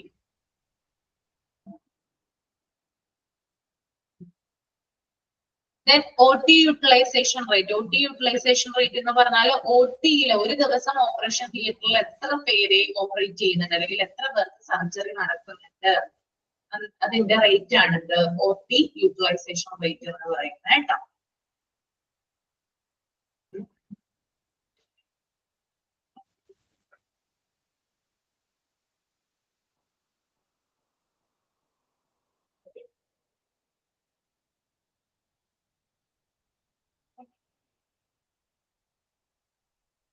നമുക്ക് അടുത്തത് ലാബ് റേഡിയോളജി ഡിപ്പാർട്ട്മെന്റിലെ ക്വാളിറ്റി റെപ്രസെന്റേറ്റീവ്സ് എന്തൊക്കെ കാര്യങ്ങളാണ് ശ്രദ്ധിക്കേണ്ടത് നോക്കാം. Number of reporting error 1000 investigation. 1000 investigation എടുക്കുകയാണെങ്കിൽ അതിനകത്ത് എത്ര റിപ്പോർട്ടുകളില് പിശകുകൾ വരുത്തിയിട്ടുണ്ടെന്ന് നോക്കാറുണ്ട്. ദെൻ റേറ്റ് ഓഫ് റീഡോസ്, അതായത് നമ്മളിപ്പോ ഒരു പേഷ്യന്റ്, റേറ്റ് ഓഫ് റീഡോസ് ആണ് പറയുന്നത്, നമ്മളിപ്പോ ഒരു പേഷ്യന്റ് ബ്ലഡ് എടുത്തു എന്ന് വിചാരിക്കാം. ബ്ലഡ് എടുത്തതിന് ശേഷം റിസൾട്ട് വന്നു, പക്ഷെ റിസൾട്ടിൽ എന്തെങ്കിലും വേരിയേഷൻ കൊണ്ട് ചിലപ്പോ വീണ്ടും ആ പേഷ്യന്റ് ബ്ലഡ് എടുക്കേണ്ടതായിട്ടുള്ള ഒരു ആവശ്യം വരാം. അതായത് രണ്ടാമതോ മൂന്നാമതോ എന്ത് ചെയ്യാം, ബ്ലഡ് എടുക്കേണ്ടതായിട്ടുള്ള ആവശ്യം വരാം. That is rate of redose. അതുപോലെ തന്നെ നിങ്ങൾക്ക് അറിയാവുന്നതാണ്, നിങ്ങളൊക്കെ ലബോറട്ടറികളിലൊക്കെ പോകുമ്പോൾ നിങ്ങളുടെ കയ്യിൽ നിന്ന് ബ്ലഡ് എടുക്കാൻ നോക്കുമ്പോൾ ചിലപ്പോൾ വെയിൻ കിട്ടിയെന്ന് വരില്ല. ഓക്കെ, ആദ്യം ചിലപ്പോൾ കുറച്ച് ബ്ലഡ് ആയിരിക്കും കിട്ടുന്നത്. അപ്പൊ അതുകൊണ്ട് കൃത്യമായി ലബോറട്ടറിയിൽ പഠിച്ചിട്ടുണ്ട്, കൃത്യമായിട്ടുള്ള ക്വാണ്ടിറ്റി ഉണ്ടായിരിക്കണം നമ്മളൊരു സാധനം ടെസ്റ്റ് ചെയ്യുമ്പോൾ അല്ലെ. അപ്പൊ ആ ക്വാണ്ടിറ്റിയിൽ അത് കിട്ടിയില്ലെങ്കിൽ വീണ്ടും നമ്മുടെ ശരീരത്തിലെ മറ്റു പല ഭാഗങ്ങളിൽ നിന്ന് ബ്ലഡ് എടുക്കാം. അപ്പൊ വീണ്ടും വീണ്ടും ഇങ്ങനെ എടുത്ത് അത് ടെസ്റ്റ് ചെയ്യുന്നതിനെയാണ് എന്ത് പറയാ, റേറ്റ് ഓഫ് റീഡോസ് എന്ന് പറയുന്നത് കേട്ടോ. മൂന്നാമത്തെ point percentage of laboratory reports correlating with clinical diagnosis. അതുപോലെ തന്നെ ലബോറട്ടറി റിപ്പോർട്ടുകള് ഡോക്ടറുടെ ക്ലിനിക്കൽ ഡയഗ്നോസിസുമായിട്ട് ഒത്തുപോകുന്നുണ്ടോ എന്ന് ചെക്ക് ചെയ്യുന്നു. ഓക്കെ, ലബോറട്ടറി റിപ്പോർട്ടുകൾ എന്ത് ചെയ്യുന്നു, ഡോക്ടറുടെ ക്ലിനിക്കൽ ഡയഗ്നോസിസുമായിട്ട് ഒത്തുപോകുന്നുണ്ടോ എന്ന് ചെക്ക് ചെയ്യുന്നതാണ് മൂന്നാമത്തേത്. നാലാമത്തേത് percentage of adherence to safety precautions by employees working in diagnosis. അതുപോലെ തന്നെ ലാബുകളിലേക്ക് വർക്ക് ചെയ്യുന്ന സ്റ്റാഫുകള് ഈ ബ്ലഡ് ഒക്കെ എടുക്കുമ്പോൾ എത്രമാത്രം സേഫ്റ്റി പ്രിക്കോഷൻസ് അവര് എടുക്കുന്നുണ്ട്, അതിന്റെ ratio. Okay, next one pharmacy ആണ് കേട്ടോ. ഫാർമസിയില് ക്ലിനിക്കൽ ഫാർമസിസ്റ്റ് ആണ് ഇതൊക്കെ ഇവാലുവേറ്റ് ചെയ്യുന്നത്. നമുക്ക് നോക്കാം. ഫസ്റ്റ് വൺ പ്രിസ്ക്രിപ്ഷൻ എറർ ആണ്, അതായത് ഡോക്ടേഴ്സ് തരുന്ന പ്രിസ്ക്രിപ്ഷനിൽ എന്തെങ്കിലും എറർ ഉണ്ടെങ്കിൽ അത് നോക്കുന്നുണ്ട്. ദെൻ ഡിസ്പെൻസിങ് എറർ ആണ്. ഡിസ്പെൻസിങ് എറർ എന്ന് പറഞ്ഞാൽ നമ്മൾ ഡ്രഗ്സ്, അതായത് മെഡിക്കേഷൻ ഒക്കെ പാക്ക് ചെയ്യുന്ന രീതിയിൽ എന്തെങ്കിലും തെറ്റുകളോ അല്ലെങ്കിൽ മെഡിക്കേഷന്റെ അളവുകളിൽ എന്തെങ്കിലും തെറ്റുകളോ ഒക്കെ ഉണ്ടെങ്കിൽ അതിനെ നമുക്ക് ഡിസ്പെൻസിങ് എറർ എന്ന് പറയാം. അതായത് ഫാർമസിയിൽ നമുക്ക് മരുന്ന് തരുമ്പോൾ അത് ശരിയായിട്ടുള്ള രീതിയിലാണ് അവർ പാക്ക് ചെയ്യുന്നത്, അല്ലെങ്കിൽ ശരിയായിട്ടുള്ള ഡോസേജ് ചിലപ്പോൾ ചില ഫാർമസിസ്റ്റ് എന്താ പറയാ എഴുതാനൊക്കെ മറന്നു പോകും അല്ലെ. ഒന്ന് വീതം അല്ലെങ്കിൽ 3 നേരം കഴിക്കേണ്ട ഗുളികയാണെങ്കിൽ ചിലവര് 1 വീതം 2 നേരമൊക്കെ ആയിരിക്കും എഴുതുക. അപ്പൊ അങ്ങനെയുള്ള എററും വെച്ചൊക്കെ എന്ത് ചെയ്യാറുണ്ട്, സംഭവിക്കാറുണ്ട്. അതിന്റെ എറർ ആണ് എന്ത് പറയുന്നത്, ഡിസ്പെൻസിങ് എറർ എന്ന് പറയുന്നത്. ഓക്കെ, മൂന്നാമത്തേത് percentage of incidence of hostile drug reaction ADR per 100 discharge that included LAMA, DAMA, abscond and death. അതുപോലെ തന്നെ എന്താണ് ഇവിടെ പറയുന്നത്, ഡ്രഗ് റിയാക്ഷൻ നോക്കാറുണ്ട്. ചില കേസുകളിലെ ഡ്രഗ് റിയാക്ഷൻ നോക്കാറുണ്ട്. അതുപോലെ തന്നെ ലാമ കേസുകള്, ഡാമ കേസുകള്, leave against medical advice, discharge against medical advice, ഒളിച്ചോടി പോകുന്ന കേസുകള്, ഡെത്ത് ആയിട്ടുള്ള കേസുകള്, അങ്ങനെയുള്ള ഡിസ്ചാർജ് ആകുന്ന പേഷ്യൻസ് എങ്ങനെയുള്ള പേഷ്യൻസ് ആണെന്നും കൂടി ഇവിടെ ചെക്ക് ചെയ്യുന്നുണ്ട്. നാലാമത്തെ point, percentage of medication chart with error prone abbreviation. തെറ്റായിട്ടുള്ള എന്താ പറയുക, ഡോക്ടർമാർ എഴുതുന്നതിലോ അല്ലെങ്കിൽ തെറ്റായിട്ടുള്ള ഹാൻഡ് റൈറ്റിംഗ് മൂലമോ അങ്ങനെയുള്ള കാര്യങ്ങളിൽ ഫാർമസിസ്റ്റിന് ചിലപ്പോ എന്താ പറയാ വായിച്ചെടുക്കാൻ കുറച്ച് ബുദ്ധിമുട്ട് വരും അവരുടെ ഭാഷ.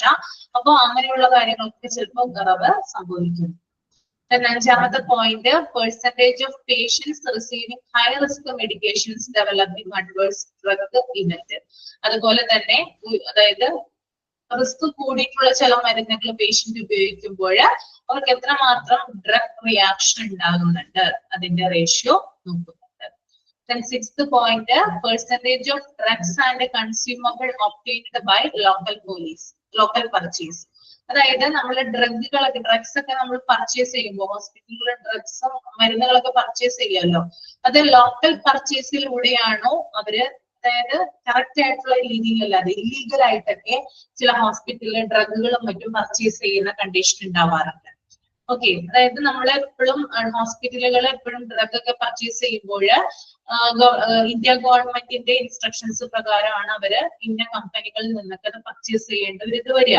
പക്ഷെ ചില ഹോസ്പിറ്റലുകൾ ചീപ്പായിട്ടുള്ള റേറ്റുകൾക്ക് എന്ത് ചെയ്യുന്നുണ്ട്, അതായത് ഓപ്പൺ മാർക്കറ്റിൽ നിന്നൊക്കെ ചീപ്പായിട്ടുള്ള റേറ്റിൽ ഇല്ലീഗൽ ആയിട്ട് എന്ത് ചെയ്യുന്നുണ്ട്, ഡ്രഗ്സ് പർച്ചേസ് ചെയ്യുന്നുണ്ട്. അപ്പൊ അങ്ങനെയുള്ള കാര്യങ്ങൾ ചെക്ക് ചെയ്യുന്നതാണ് കേട്ടോ അത്. ദെൻ ഏഴാമത്തെ point, percentage of stock outs including emergency drugs. Emergency ഡ്രഗ്സിന്റെ സ്റ്റോക്ക് ഔട്ട് എത്രമാത്രം വന്നിട്ടുണ്ട്, അല്ലെങ്കിൽ അതിന്റെ സ്റ്റോക്ക് തീർന്നിരിക്കുകയാണോ എന്ന് നോക്കുന്നുണ്ട്. Then eighth one, percentage of drugs and consumable refused before preparation of GRN, good receipt note. GRN എന്ന് പറഞ്ഞാൽ ഗുഡ് റെസിപ്റ്റ് നോട്ട് ആണ് കേട്ടോ. That is percentage of drugs and consumable refused before preparation. അതായത് drugs ഒക്കെ ഹോസ്പിറ്റലിൽ വരുന്ന ഒരു സമയമുണ്ട്. അതായത് അവര് ഒരു വണ്ടിയിൽ വന്നിട്ടായിരിക്കും ഈ ഡ്രഗ്സ് ഒക്കെ എന്ത് ചെയ്യുക, ഹോസ്പിറ്റലിൽ ഇറക്കുക അല്ലെ, ഇമ്പോർട്ട് ചെയ്യുക. ഇങ്ങനെ ചെയ്യുമ്പോൾ അവരൊരു റെസിപ്റ്റ് കൊടുക്കും. അതിനെയാണ് എന്താ പറയാ, ഗുഡ് റെസിപ്റ്റ് നോട്ട് എന്ന് പറയുന്നത് കേട്ടോ. അതായത് അവരുടെ പക്കൽ നിന്ന് ഹോസ്പിറ്റലിൽ ഇത് വാങ്ങി എന്നുള്ളതിനുള്ള ഒരു തെളിവാണ് എന്ത് ഈ ഒരു GRN എന്ന് പറയുന്നത്. അപ്പൊ ഇങ്ങനെ കൊടുക്കുമ്പോൾ കൊണ്ടുവന്ന് ചിലപ്പോ വണ്ടിയിൽ വന്ന് ഇറക്കും. അതായത് ഇറക്കിയിട്ടുണ്ടാവില്ല, ഇറക്കാനായിട്ട് റെഡി ആയിട്ട് നിൽപ്പുണ്ടാവും. അതായത് ഇറക്കണമെങ്കിൽ ഹോസ്പിറ്റലിലെ മറ്റു പല സ്റ്റാഫുകളും വേണമല്ലോ. അവരുടെ ആൾക്കാർ മാത്രമല്ല, ഹോസ്പിറ്റലിലെ മറ്റു പല സ്റ്റാഫുകൾ കൂടി ചേർന്നിട്ടാണ് ഇത് ക്യാരി ചെയ്ത് അകത്തേക്ക് കൊണ്ടുപോകുന്നത്. ഇങ്ങനെ ഇറക്കാനായിട്ട് നോക്കുമ്പോൾ ആ ഒരു സമയത്ത് ഹോസ്പിറ്റലിന്റെ അധികൃതർ പറയാണ്, നിങ്ങളുടെ മരുന്ന് ഞങ്ങൾക്ക് വേണ്ട എന്ന് പറയാൻ. അതെന്തെങ്കിലും ഒരു കാരണം കൊണ്ടാവും. ചിലപ്പോ ക്വാളിറ്റിയിലുള്ള എന്തെങ്കിലും തകരാറ് മൂലമോ, അല്ലെങ്കിൽ മരുന്നുകളിലുള്ള എന്തെങ്കിലും വേരിയേഷൻ കൊണ്ടോ, അല്ലെങ്കിൽ ഡാമേജ് ആയിട്ടുള്ള മരുന്നുകൾ കാരണമോ, അല്ലെങ്കിൽ പറഞ്ഞ മരുന്നുകളായിരിക്കില്ല, ഓർഡർ ചെയ്ത മരുന്നുകളായിരിക്കില്ല അവർ ചിലപ്പോൾ കൊണ്ടുവരുന്നത്. അപ്പൊ അവരെന്തായാലും ആ റെസിപ്റ്റിൽ, ഗുഡ് റെസിപ്റ്റ് നോട്ടിൽ എന്തായാലും ഉണ്ടാകും. അതായത് ഓർഡർ ചെയ്ത മരുന്നുകളാണോ എന്ന് ചെക്ക് ചെയ്യാനൊക്കെ പറ്റും ഇത് നോക്കുമ്പോൾ. അപ്പൊ ഇത് നോക്കിക്കഴിയുമ്പോൾ അവർ പറയാണ് ഞങ്ങൾക്ക് മരുന്ന് വേണ്ടെന്ന് പറയാണ്. ഓക്കെ, അപ്പോ അതിന്റെ റേഷ്യോ അവർ നോക്കുന്നുണ്ട്. എത്രമാത്രം ഇങ്ങനെയുള്ള കേസുകൾ ഉണ്ടാവാറുണ്ട്. മരുന്ന് കൊണ്ടുവരുന്ന ആ ഒരു സമയത്ത് പറയാണ് ഇന്ന കാരണങ്ങൾ കൊണ്ട് മരുന്ന് വേണ്ട, തിരിച്ചു വെക്കുള്ളൂ എന്ന് പറയുന്നതിനെയാണ് ആ എട്ടാമത്തെ സെന്റൻസ് സൂചിപ്പിക്കുന്നത് കേട്ടോ. ക്ലിയർ ആയോ നിങ്ങൾക്ക്? ക്ലിയർ ആണോ? Okay.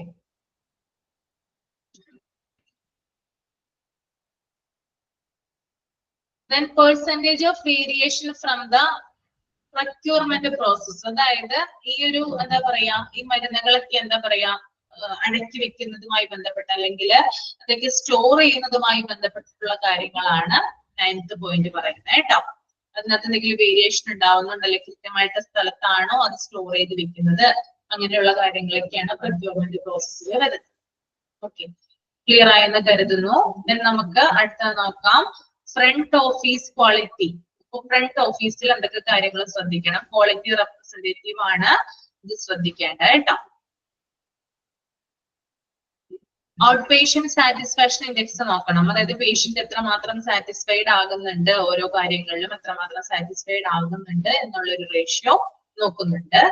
Then waiting time with regard to doctor appointment. Appointment എടുത്തിട്ട് ഡോക്ടറെ കാണാൻ വേണ്ടി എത്ര നേരം വെയിറ്റ് ചെയ്യുന്നുണ്ട്, അതിന്റെ റേഷ്യോ നോക്കുന്നുണ്ട്.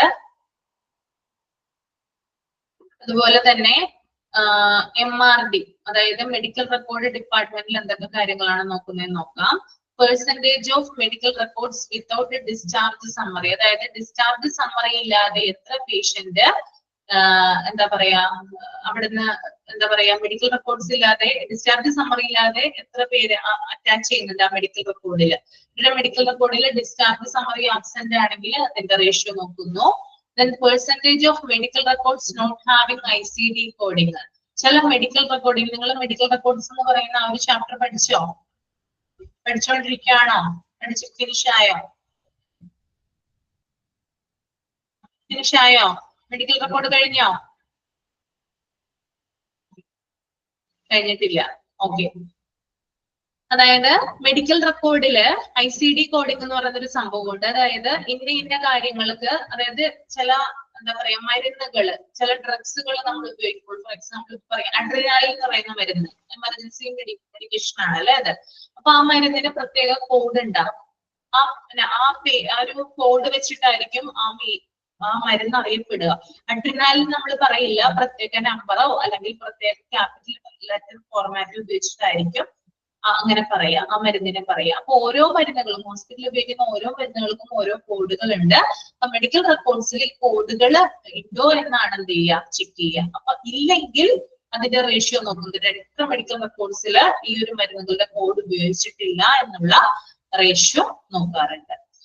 മൂന്നാമത്തത് percentage of medical records having imperfect improper consent, അതായത് മെഡിക്കൽ റെക്കോർഡ് ഇംപെർഫെക്റ്റ് ആണെങ്കിൽ അല്ലെങ്കിൽ അത് ഇംപ്രോപ്പർ കൺസെന്റ്, അതായത് കൺസെന്റ് സാക്ഷ്യപത്രം അതിനകത്ത് കൊടുത്തിട്ടില്ലെങ്കിൽ അതിന്റെ റേറ്റ് നോക്കുന്നുണ്ട്.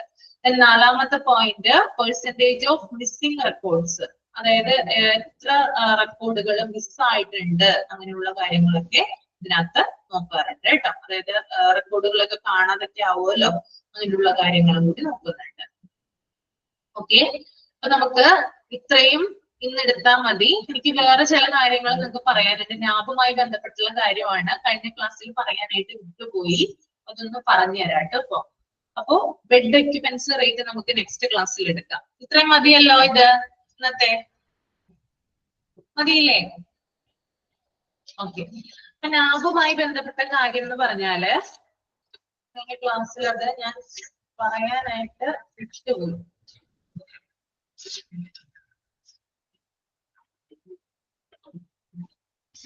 കുറച്ചു കാര്യങ്ങൾ കഴിഞ്ഞ ക്ലാസ്സിൽ പറഞ്ഞല്ലോ. നാബ് എന്ന് പറയുന്നത് ഗവൺമെന്റ് ഓഫ് ഇന്ത്യയുടെ കീഴില് ക്വാളിറ്റി കൺട്രോൾ ഓഫ് ഇന്ത്യയുടെ കൗൺസിൽ ഓഫ് ഇന്ത്യയുടെ കീഴിൽ വരുന്ന ഒന്നാണ്.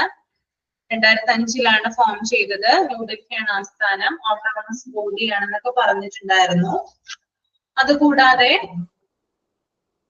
നാബ് ഒരു അക്രഡിറ്റേഷൻ ബോർഡാണ് അല്ലെ, അതായത് ഇന്ത്യയിലെ ഹോസ്പിറ്റലുകൾക്കും അതുപോലെ തന്നെ ഹെൽത്ത് കെയർ പ്രൊവൈഡേഴ്സിനും അക്രഡിറ്റേഷൻ നൽകുന്നത് നാബാണ്. ഇന്ത്യയില് 860 ഹോസ്പിറ്റലുകളാണ് ഉള്ളത് കേട്ടോ. നാബ് അക്രഡിറ്റഡ് ആയിട്ടുള്ള 860 ഹോസ്പിറ്റലുകളാണ് ഇന്ത്യയിലുള്ളത്. അതിനകത്ത് തന്നെ കേരളത്തിൽ 53 ഹോസ്പിറ്റലാണ് ഉള്ളത്. ഇന്ത്യയില് 860 ഹോസ്പിറ്റലുണ്ട് നാബ് അക്രഡിറ്റേഷൻ ലഭിച്ചിട്ടുള്ളത്. കേരളത്തിൽ നമ്മുടെ 14 ജില്ലകളിലായിട്ട് ധാരാളം ഹോസ്പിറ്റലുകൾ ഉണ്ടെങ്കിൽ കൂടിയും 2020-22 കണക്ക് പ്രകാരം 53 ഹോസ്പിറ്റലുകൾക്കാണ് നാബ് അക്രഡിറ്റേഷൻ ലഭിച്ചിട്ടുള്ളത്. ഇതിനകത്ത് ചേഞ്ച് വരാട്ടോ, കാരണം ഈ കണക്ക് എന്ന് പറയുന്നത് മുമ്പത്തെ കണക്കാണ്. 2023-24 കണക്കിവിടെ മെൻഷൻ ചെയ്തിട്ടില്ല. അത് അടുത്ത നാബ് എഡിഷനിൽ മാത്രമാണ് അത് മെൻഷൻ ചെയ്യുക. ഓക്കെ, അപ്പോ 53 ഹോസ്പിറ്റലുകൾക്കാണ് കേരളത്തിൽ അംഗീകാരം ഉള്ളത്. അതിനകത്ത് തന്നെ 5 മെഡിക്കൽ കോളേജുകൾ ഉണ്ട്. ഒന്നാമത്തത് Amrita Institute of Medical Science കൊച്ചിയാണ് നാബ് അക്രഡിറ്റേഷൻ ലഭിച്ചിട്ടുള്ളത്. Then Believers Church Medical College Hospital, Tiruvalla, Kerala. എഴുതിയൊന്നും എടുക്കണ്ട, ജസ്റ്റ് അറിഞ്ഞിരുന്നാ മതി.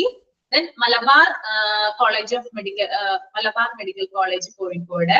അതുപോലെ തന്നെ Das Wayanad Institute of Medical College Wayanad, Travancore Medical College Wayanad. ഈ 5 മെഡിക്കൽ കോളേജുകൾക്ക് എന്ത് കിട്ടിയിട്ടുണ്ട്? നാം അക്രഡിറ്റേഷൻ കിട്ടിയിട്ടുണ്ട്. അതുപോലെ തന്നെ കേരളത്തില് നാം അക്രഡിറ്റേഷൻ കിട്ടിയിട്ടുള്ള പ്രധാനപ്പെട്ട ഹോസ്പിറ്റലുകളുടെ പേരാണ് ഞാൻ ഇനി പറയാനായിട്ട് പോകുന്നത് കേട്ടോ. Malabar Institute of Medical Science Calicut, Kerala Institute of Medical Science Thiruvananthapuram, Lakeshore Hospital and Research Centre Kochi, Baby Memorial Hospital Calicut, Amrita Institute of Medical Science Kochi, then General Hospital Ernakulam. Okay, Ernakulam general ആശുപത്രിക്ക് നാബ് അക്രഡിറ്റേഷൻ ലഭിച്ചിട്ടുള്ളതാണ് കേട്ടോ. ഏതെങ്കിലും ഒരു കാലത്ത് എന്തെങ്കിലും ഒരു ഇതായിട്ട് നിങ്ങൾക്കൊരു എക്സാം, അതായത് ഹോസ്പിറ്റലുമായി ബന്ധപ്പെട്ട് പ്രൊമോഷൻ സാധ്യതകളുമായി ബന്ധപ്പെട്ട് എന്തെങ്കിലും ഒരു എക്സാം വന്നു കഴിഞ്ഞാല് ചിലപ്പോൾ ചോദിക്കാം, നമ്മുടെ കേരളത്തില് ആകെ എന്താ പറയാ നാബ് അക്രഡിറ്റേറ്റഡ് ആയിട്ടുള്ള ഒരു ജനറൽ ആശുപത്രിയേ ഉള്ളൂ, അത് എറണാകുളം ജനറൽ ആശുപത്രിയാണ് കേട്ടോ. അപ്പൊ അതൊന്ന് ഓർത്തു വെക്കാം. ഇത്രയും കാര്യങ്ങളാണ് പറയാനായിട്ടുള്ളത്. ക്ലിയർ ആയെന്ന് വിചാരിക്കുന്നു. മനസ്സിലായോ? 860 ഹോസ്പിറ്റലാണ്. ആ നമ്പർ എപ്പോഴും മറന്നു പോകരുത് കേട്ടോ. നമുക്ക് ഇപ്പൊ പഠിക്കാനില്ലെങ്കിലും ഏതെങ്കിലും ഒരു കാലത്ത് എപ്പോഴെങ്കിലും നിങ്ങൾ ഹോസ്പിറ്റലുമായിട്ട് വർക്ക് ചെയ്യുമ്പോൾ ചിലപ്പോൾ ഒരു ചോദ്യം വരാം. എത്ര ഹോസ്പിറ്റൽ, അതായത് ജനറൽ അവയർനെസ് ആണ് ഇതൊക്കെ. എത്ര ഹോസ്പിറ്റലുകൾ കിട്ടിയിട്ടുണ്ടെന്ന് പറഞ്ഞാൽ 860 ഹോസ്പിറ്റലുകൾ കിട്ടിയിട്ടുണ്ട്. അതുപോലെ തന്നെ 53 ഹോസ്പിറ്റലാണ് കേരളത്തിലുള്ളത്. പിന്നെ ജനറൽ ഹോസ്പിറ്റൽ എറണാകുളം നാബ് അക്രഡിറ്റേഷൻ കിട്ടിയിട്ടുള്ള ഹോസ്പിറ്റലാണ്. ഓക്കെ, ഇതൊക്കെ ഒന്ന് ഓർത്ത് വെക്കുക.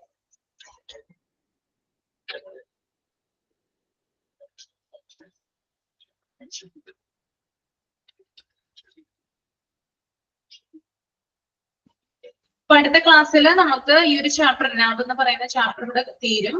ദെൻ നമുക്ക് പുതിയൊരു ചാപ്റ്റർ തുടങ്ങാം കേട്ടോ. അതിനുശേഷം എന്തെങ്കിലും ഡൗട്ട് ഉണ്ടെങ്കിൽ ചോദിക്കാം. ഞാൻ മൈക്ക് ഓൺ ചെയ്യാം കേട്ടോ.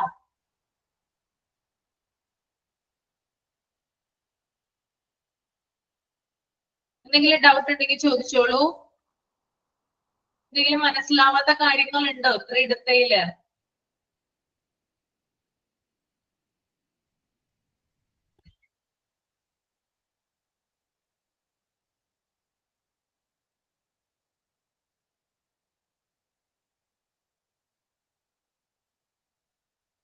രമ്യ മനസ്സിലായോ? രമ്യ സുനിൽ മനസ്സിലായി മാം.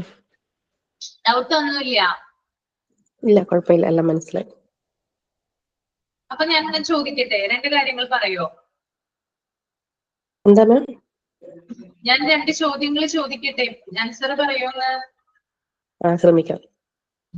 റീഇൻക്യുബേഷൻ റേറ്റ് എന്താണ്? റീഇൻക്യുബേഷൻ റേറ്റ്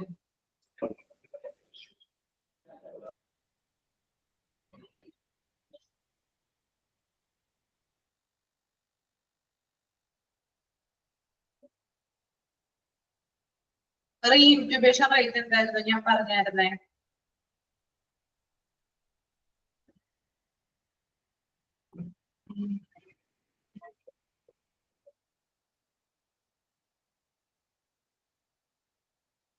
മറന്നുപോയോ? മറന്നു. അതെന്നെയാ അമ്മ ചോദിച്ചത്. എന്തെങ്കിലും ഡൗട്ട് ഒന്ന് വായിച്ചു നോക്കി. നിങ്ങൾ എന്തെങ്കിലും മനസ്സിലാവാത്തുണ്ടെങ്കിൽ എന്നോട് പറയാം. 5 മിനിറ്റ് തരാം. ഓക്കെ, രമ്യ മനസ്സിലായോ പറഞ്ഞത്?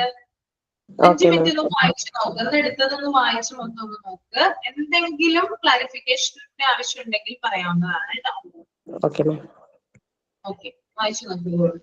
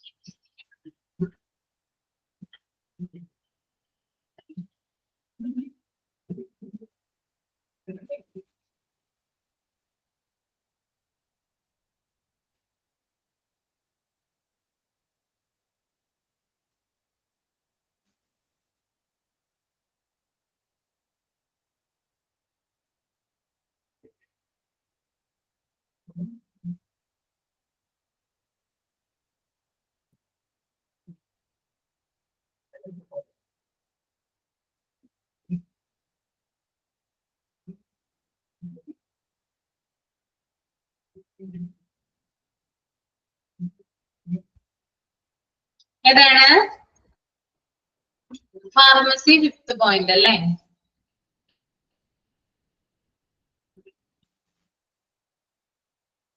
അതായത് ഹൈ റിസ്ക് മെഡിക്കേഷൻസ് ഒക്കെ നമ്മൾ യൂസ് ചെയ്യുമല്ലോ പേഷ്യൻസില്, അല്ലെങ്കിൽ കൊടുക്കുമല്ലോ. അവർക്ക് മെഡിക്കേഷൻ കൊടുക്കുമ്പോൾ ഹൈ റിസ്ക് ആയിട്ടുള്ള മെഡിക്കേഷൻ കൊടുക്കുവാണെങ്കിൽ അതിൽ നിന്നുണ്ടാവുന്ന ഡ്രഗ് റിയാക്ഷൻ, പേഷ്യന്റിന് അതിൽ നിന്ന് അലർജിയോ എന്തെങ്കിലും കാര്യങ്ങളൊക്കെ ഉണ്ടാവണമെങ്കിൽ അതാണ് അവിടെ സൂചിപ്പിക്കുന്നത് കേട്ടോ.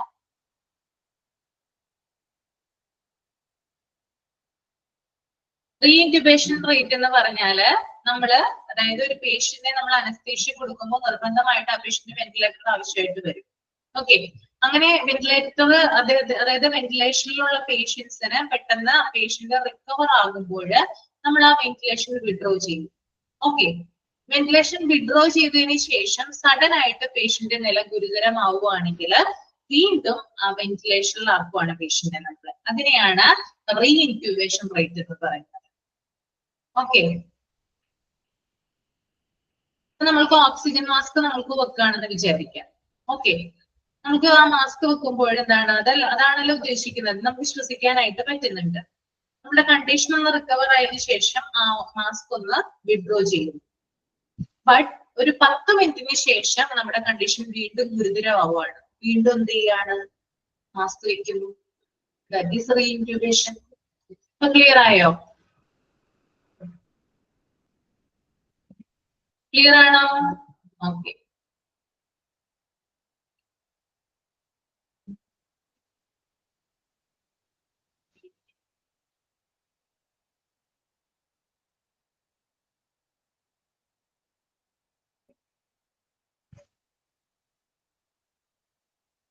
അപ്പൊ ഇനിയൊന്നുമില്ല, ഡൗട്ട് ഒന്നുമില്ല, എല്ലാവർക്കും മനസ്സിലായി. Lab 3rd point.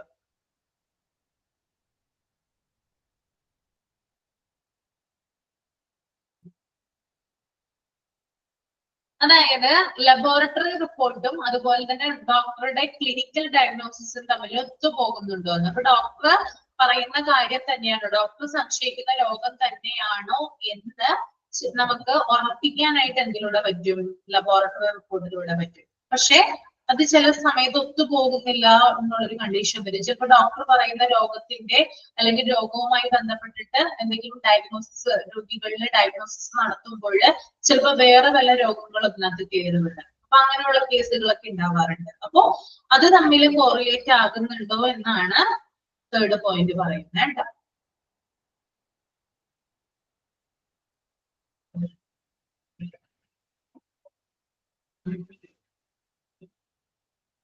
ഓക്കെ, ഇനി വേറെന്തെങ്കിലും ഉണ്ടോ? ഇല്ല, ഒന്ന് വൈൻഡപ്പ് ചെയ്തോട്ടെ. Okay, thank you. നെക്സ്റ്റ് ക്ലാസ്സിൽ കാണാം കേട്ടോ. Thank you.